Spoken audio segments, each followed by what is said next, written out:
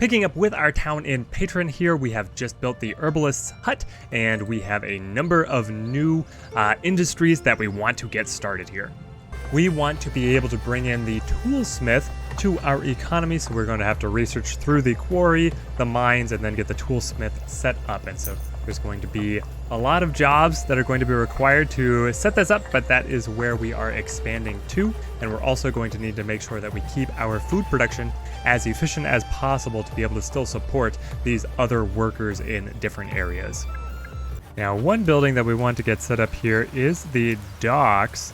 This is going to allow us to trade with the mainland, and so we can be able to turn a profit over our surplus commodities, and then later on in the game, when you can specialize even more, we'll be able to build just kind of cash crops that are only for trading. But right now, we don't have access to any of those. But with the herbalist's hut that we set up last time, we can easily run a surplus of herbs, and they actually trade at pretty competitive prices. So we're going to set up here, we're going to extend Main Street all the way down to the coastline here, which is going to be nice.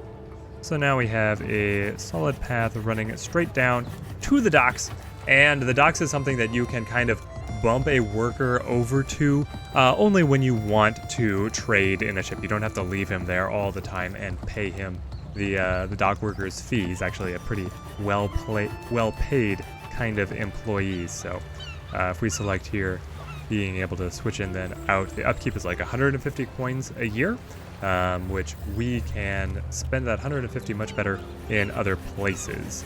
But when you get somebody working here, you're gonna have a little button on the dock that will allow you to open the trade window. We just want to have that set up for now because we had the resources to be able to build it, and we're still waiting on a few more crops of herbs out of the herbalist's hut to be able to have a trade ship be justified. Summer is winding its way to a close here, and we have 100 herbs to be able to trade. The max capacity on these ships is 200, so we're not going at full capacity here, but we're still able to make 160 gold for executing this trade. So I want to be able to get it and get that extra cash in for some more upgrades here. And these upgrades are targeting the hunting lodge here, though being able to push, I could put it into herbalism training 3. Maybe I'll do that because this is kind of our cash cow right now. We're using it to be able to improve the efficiency of the hunting lodge, and so that kind of justifies it from the food production standpoint, and then also having the herbs to be able to trade is pretty nice indeed. And so this bar is going to go through and complete, and that is when the trade ship actually arrives. Now you will not see it arrive, it is just abstracted, but it comes and picks up the goods. The goods are already locked away, so they're out of your stockpile. You're not able to use goods that you have sold to the ship, but you're not able to summon a new ship until this bar completes. No, there's a royal tax increase. The crown has endeavors all around the globe, and it is its duty of each subject to help make that happen. From now onward, the king is raising taxes on certain goods, targeting herbs. Herbs trade fee increased to 26%, so this is going to cut into our profits that we use from selling these. I really want these to be a way that we make money here in the game.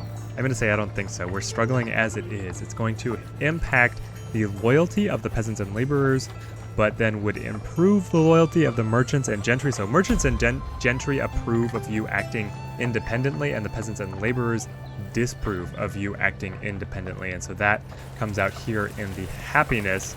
You're going to see loyalty here on this bar, kind of in the middle, right now at 93 rating for our poor peasants.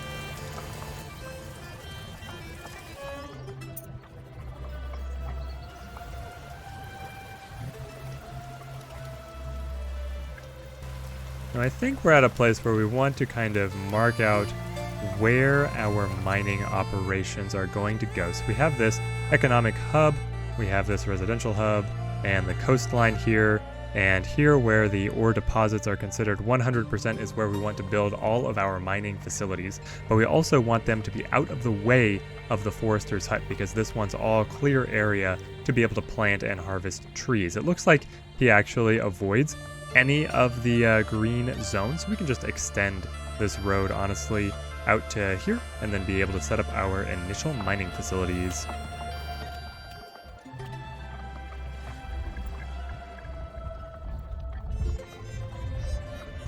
Tool production requires both iron and coal, so it's going to get pretty expensive to be able to set up, but we have run out of tools and I really don't want to have to buy them from the mainland because that is going to get inhibitively expensive, and so we have to be able to set up this part of our economy.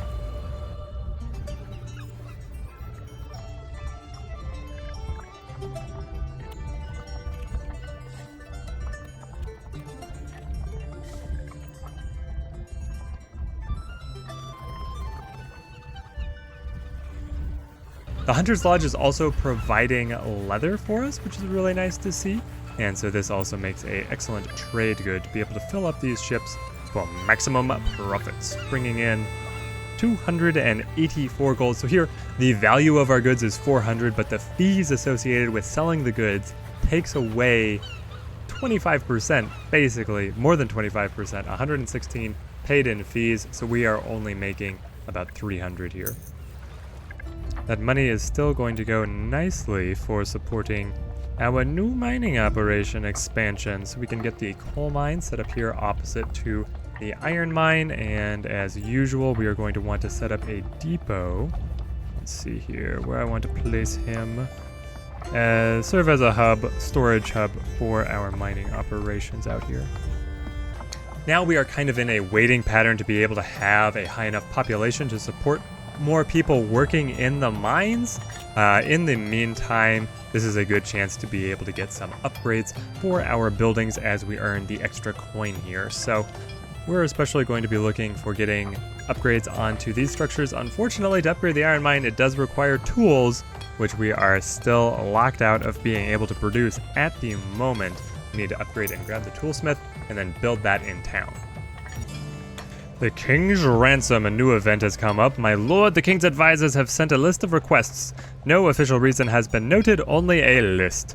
They're bleeding us dry, but we can't go against the king. What? Send them a formal decline, make it as polite as possible. They're only asking for 35 venison, and we have plenty of food, so we will send the king his choice cuts of meat. No problem in that. Loyalty will boost the happiness of our population. Right now what I'm doing is I'm kind of using herbs as a metric on if I should call for a ship and be able to sell off a bunch of the herbs, but selling as much leather as possible as well. We don't want to quite sell all of the herbs. We do use a few, as you see here. Last month we used 14. That helps improve the health, which is a factor into your citizens' happiness. So we will trade these out. If your citizens hit a critical level of any of these happiness factors, then they will start to riot, and so then jobs are not being done, and it is something that you really want to avoid. You want to be super proactive in this game, and that's what I've been figuring out here. If you want to be successful, you need to be proactive on averting disasters rather than just responding to them when they come up. You don't want them to come up in the first place. We just got a few new immigrants, which is amazing. So we're going to be able to max out the mining facilities, and now we can bring in, here he is, the toolsmith. Progress is being made, my friends. Progress is being made.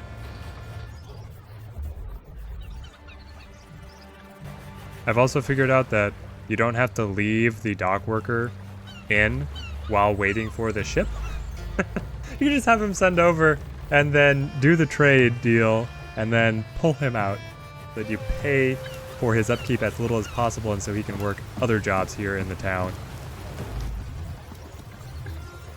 I'm sure the ship crews love having to load their own cargo and not having anyone at the wharf to see them arrive, but hey, we are a struggling little place with storage problems. Additionally, our foremen are reporting that there was a rat infestation in one of the warehouses. We've lost some goods, unfortunately. So we can salvage the goods, but then take a hit to the safety factor of happiness, or we can take the hit in the lost resources, only a little bit of firewood and venison, and improve happiness. Such things happen, tell them to make sure it doesn't happen again. I'm okay with doing that. It's not that we have that much firewood, like losing the firewood is what hurt the most, but now that we have the coal mine, we should be able to sustain ourselves. And now that we have the toolsmith, we're going to want to put some upgrades over here to make sure that he is not bleeding our resources dry. Our little mines do not have many upgrades because they need tools to do the upgrades. So we have plenty of money here, and we're going to put the upgrades into the toolsmith to be able to get this guy rolling.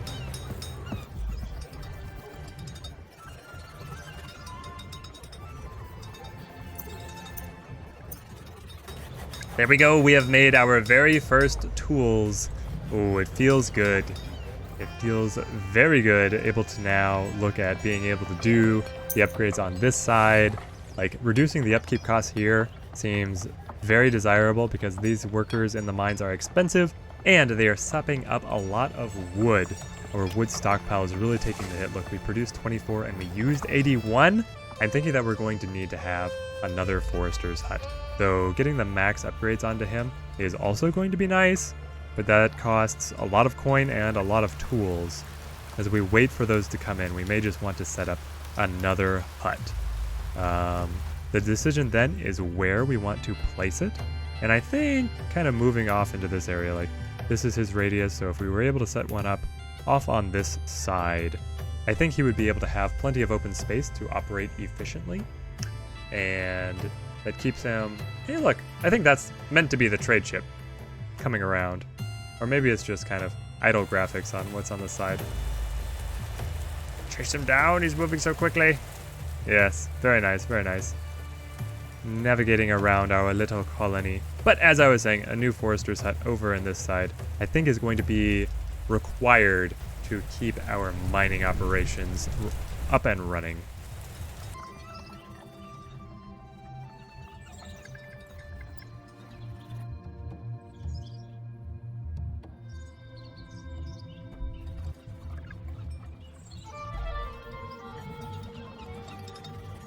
Tools are pouring in, as are herbs, which is excellent for being able to make our sales on time. And as we continue to improve the hunting lodge, we'll be able to have more leather to sell. Now, eventually, we're going to start making leather into clothes. That's kind of the next critical piece that we need to add to our economy, is being able to generate some form of luxury for the peasants. Because as they go longer and longer without having any of these luxury resources, clothes, pottery, furniture, and flowers, they're going to be less and less happy. So as we see here right now, luxury goods is the lowest factor of their happiness. They're down at 83. Their health down at 87. Interesting. Well, right now I think we still want to just put in some more upgrades. I just gave some money to the church for some happiness there. Put in some more upgrades for the general strength of the buildings we already have, and then we're going to look at going into the luxury production. A convict ship arrives. A ship full of convicts has arrived. Their papers bear the royal seal of approval, sire. What shall we do with them? I didn't know that we were working in Australia here. If the king wishes so, we will take them in. We gain 6 convicts. I won't allow criminals asylum, send them away. So we take the safety hit, but I am really hurting for more people, and I definitely have... I know where I can put them into the economy, so we are going to take them. Gaining 6 altogether is a lot, so we're going to want to lay out some more houses quickly here. Quickly now, quickly. We have the resources to be able to put them up, so we will do so. The additional row of houses, very good. And now, to be ready to put them to work. I think that the hunting lodge is a natural choice for these guys. Being able to max out the expansions there. And I mean, our production of venison and leather is very important. The leather is a great trade good, and then the venison is pretty efficient here. I think it's even more efficient than the gatherer's hut right now. The gatherer's hut unfortunately fluctuates depending on the state of the forest, which depends on the forestry, and it also, I think, fluctuates based on the time of year. But as we can see here, we're making more venison per worker out of the hunting lodge right now than out of the gatherer's hut.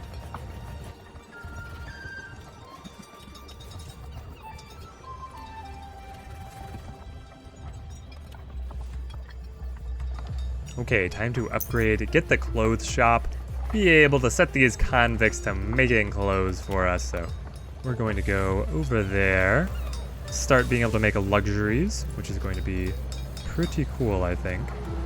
And then I do want to keep on working on our housing division just a little bit right now so that I can do some city planning. These I want to be full kind of residential blocks. I might as well slow the game speed down a little bit as I do this.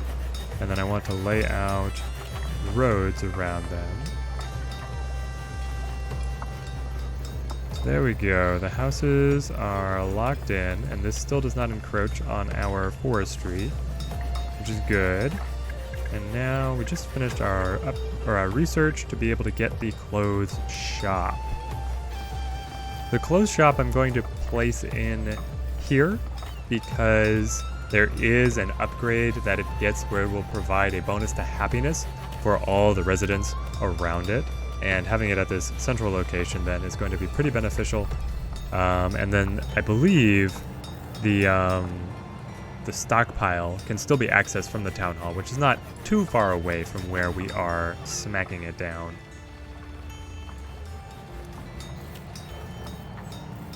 We also, now that we have some extra hands, are going to be able to put them to work growing herbs, our cash crop.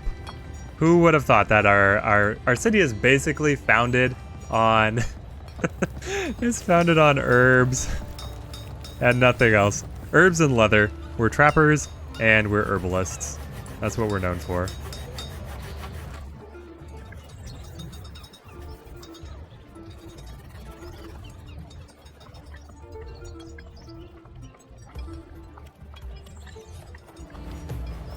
We do want to be careful that the additional 6 mouths to feed, that kind of upsets the previous balance of our food economy a lot. So we're going to want to put more upgrades here onto the hunting lodge, get the most that we possibly can out of the workers here.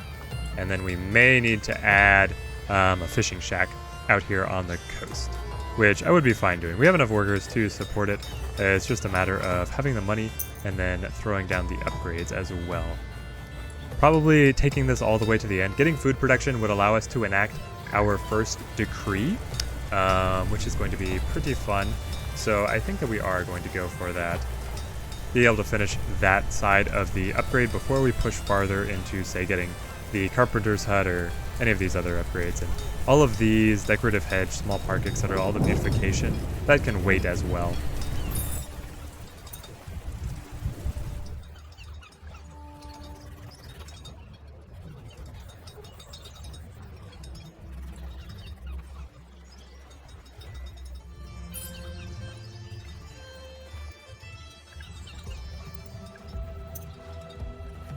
Alright, the fisherman's hut is just going to go right here alongside the dock.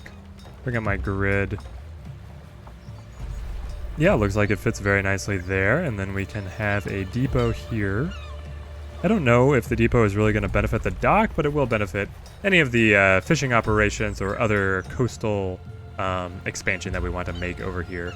The fisherman's shack is really efficient at being able to bring in more food. So we're going to rely on that, have a steady diet of seafood, and the clothes shop is up and ready to run. Start bringing in those luxury resources. Excellent, excellent. We're going to get some baseline upgrades over here so it is not too inefficient.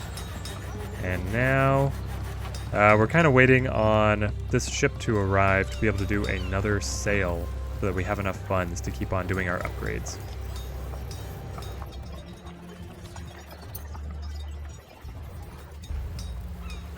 Yeah, our challenge really right now is food. We are actually eating more than we are producing, and it is just springtime.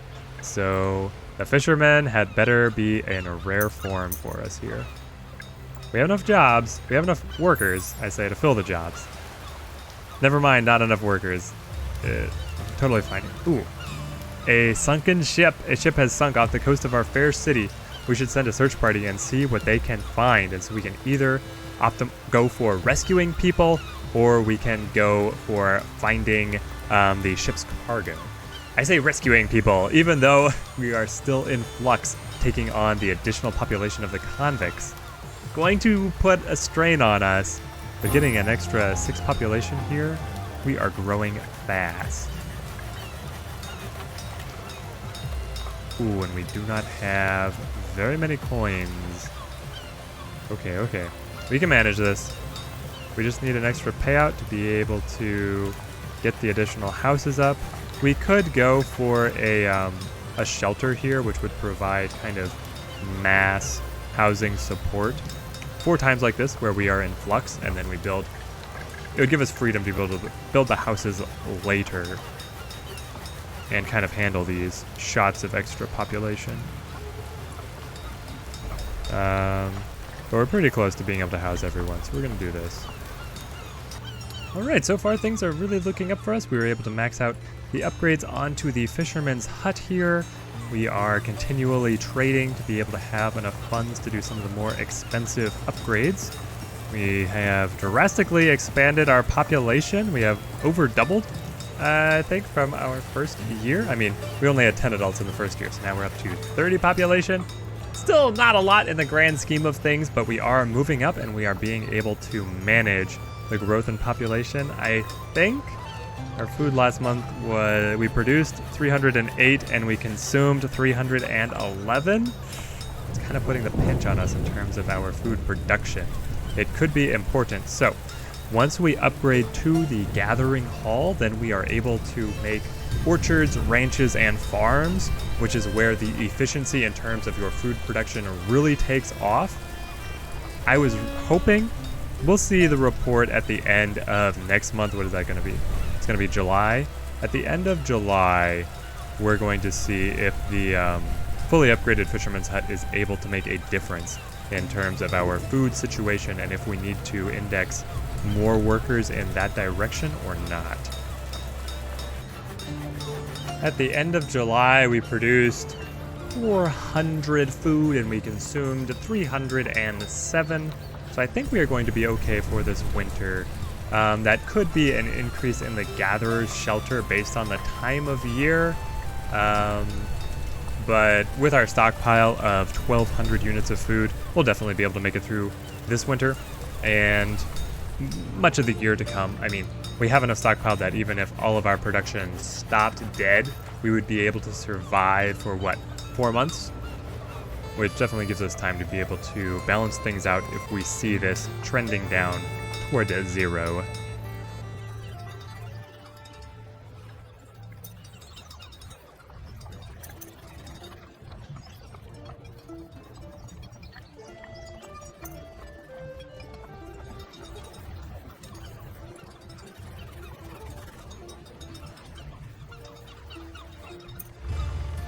The church needs money.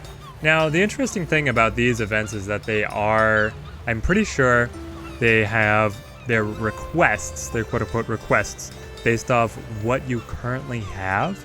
And so keeping the treasury at and around 0 means that anything that would ask for money is super cheap.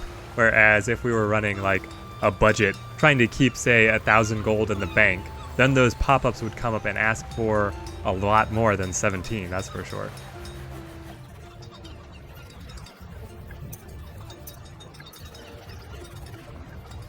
Okay, checking over our people's happiness. Safety is hitting the lowest.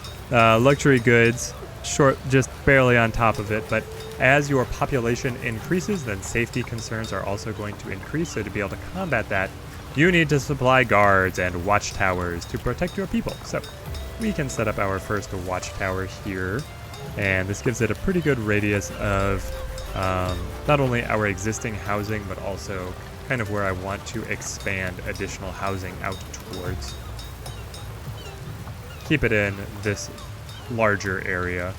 Eventually, we may overtake this production zone and need to relocate these buildings, but that's still a ways in the future. That's future me's problem. Right now, we're just gonna build in this zone. Year 5 sees our settlement pretty much completely changed from where we picked up here.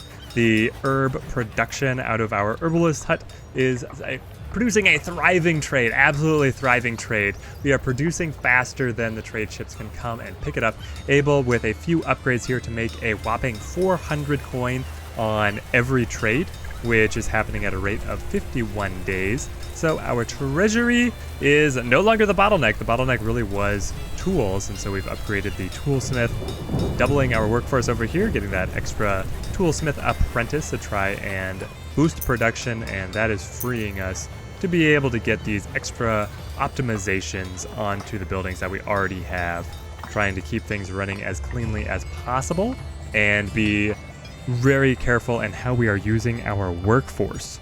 Native relics. The expansion of our city has unearthed an abandoned native village and a graveyard, it seems, or some other spiritual site. The news has spread fast, and it seems both the church and the king are interested. The king, however, wants it all, while the church hopes to share the loot. I don't want any of it. If the king wants it, he can send his people to collect it, which will decrease our safety but increase loyalty, versus half sounds fair. Let the church know we agree, even if our own people might get suspicious. So we get a cut, and safety takes a double hit, but religion gets a boost. So it's either do I want to boost religion or loyalty, and how much of a safety hit do I want to take at the price of coins? Well, right now we are making plenty of coins, so I am going to give off the native relics to the king. Who knows where we have really settled? What kind of land is this? What temperate zone would we be founded in? We've also really expanded our mining operations. We've even gotten upgrades. We have space to be able to slot more people in, but I'm waiting to have more free workers before putting them over there. And right now our resources are not at too much of a pinch to require that. We are still looking at wood as being a problem zone, even though we set up the additional forester. We just have so many extra things that are drawing on wood. Pretty much all the upgrades, a lot of research, and yeah, it's getting sucked away into all of our other production chains. So we may need to set up yet a third forester's hut. We'll see if that comes to be. They don't take too many workers. And then I am trying to figure out if actually increasing the number of workers here in the forester's hut gives us a bonus, because the way I see it, the bottleneck of the forester's hut is the tree's growth speed rather than how quickly we harvest them, right? They grow slower than you can cut them down. And so having two people here, you get the extra person planting and cutting as well. So right now we're looking at 372 a year out of that one, and we're looking at 372 a year out of this one. And that is the same number, though this one only has one worker and this one has two. So it could be better just to take that forester out and then relocate him, give him his own hut, his own space out here on the peninsula of the island, be able to bring in more wood for us rather than basically holding a job doing nothing. It is super satisfying to be able to just whack down max order of herbs here. We can continue to upgrade here to increase the trade ship cargo capacity, or we can just let things ride.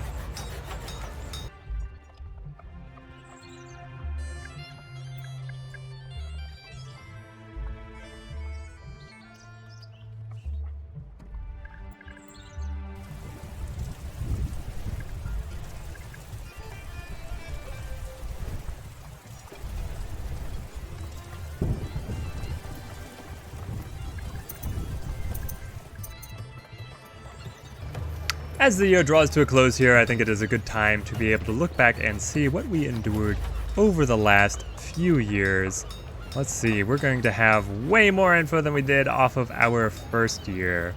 Let's all go back. Year 2, we had a number of births and immigrations, trouble with firewood, and a few more adults joining the workforce.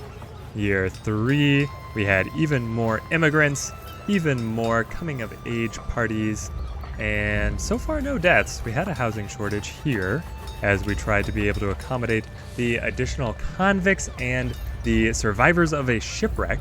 And then here in year 4, I think this is our first 2 marriages, a few young love, and Avery. I thought it was Avery. I thought there was a space, and I was very confused as to what that was. So we had some more births, some more immigrations, another marriage. This is where we hit the research hard to be able to develop new options, and nothing else too exciting happened here in terms of my perspective from year 5 or year 4 or 5, but apparently there were a whole lot of marriages here, just so many marriages. Oh no, Pascal, age 7, was taken away under strange circumstances. I don't know what that means. That's terrifying if there's like kidnappings because of the low safety value. Safety value is pretty low at 48. And it cost us one of our children. Very tragic, but now we also need to look ahead as to what is going to be to come for our settlement. The main goals that we have coming up is pushing into the gathering hall and being able to set up a farming economy, being able to grab some new building options, because as we look here, out of the production buildings, we've only unlocked about half. And at the very end of the year, we have another set of convicts ready to come in. I'm going to accept them, though it's going to really penalize our safety, and it's also going to hit us with another housing shortage. So we're going to want to respond quickly here before the end of the year and before we cut the episode for the next recording. So we're going to get a new block of residential out here.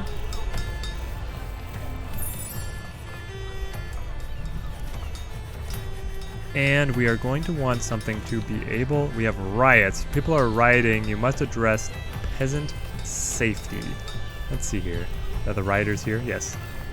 Rioting in front of the townhouse. We need a way to be able to increase safety. You know, I figured that the watchtower here with fairly good coverage was going to be enough. Apparently it is not. I wonder if I just moved it to a better location, if then they would be fine. Oh no, why is nobody working at the sawmill? Did somebody actually die? Did we have our first death? Or is it just that the riots disrupted everything? I think the riots just disrupted everything. That's what it is. All the hunters quit working for a little while. The foresters, the gatherers. Yep. Alright. Were there actually a number of deaths? I don't think so, and I don't think that I was running this short of a take on the workers. We can cut the gatherers to be able to balance better with the toolsmiths. I had 2 of those for sure.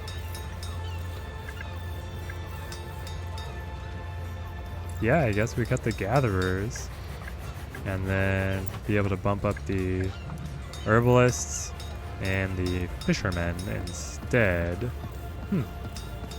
Yeah, we really need to be able to increase our population. I feel like we did take a population hit there as a result of the riots. Let's actually check. Very curious. Nope, not enough workers. Oh, they left due to safety. All these people just immigrated away. Wow, so everybody in the riots.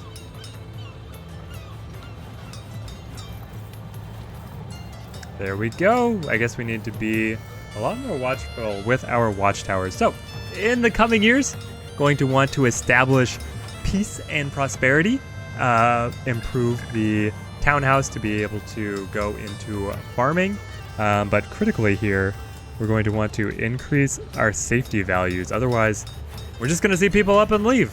Hope you guys are enjoying the Let's Play so far. Thank you guys for watching, and see you guys in the next episode.